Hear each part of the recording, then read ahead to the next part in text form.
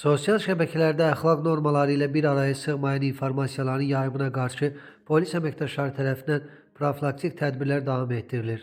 Tədbirlərlə TikTokda private.ss hesabı ilə canlı yayımda təhqiramiz ifadələr səsləndirən 22 yaşlı Solmaz Musayeva saxlanılıb.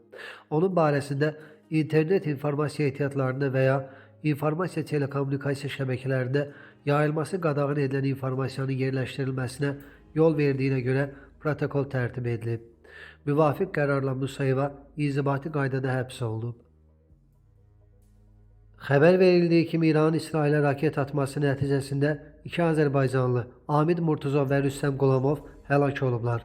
Həyatını itirənlərdən Amid Murtuzovun ailəsi Baku TV-yə danışıb. Amidin atası Əli Murtuzov bildirib ki, o 20 ildir ki, İsraildə yaşayırmış. Orada yaşayırlar, oranın vətəndaşlarıdırlar. Bilet almışlar, oğlu ilə çərşənbə bayramına gələcəkdilər. Ata-anasının yanına. Yollar bağlandı, müharibə başladı, gələ bilmədilər.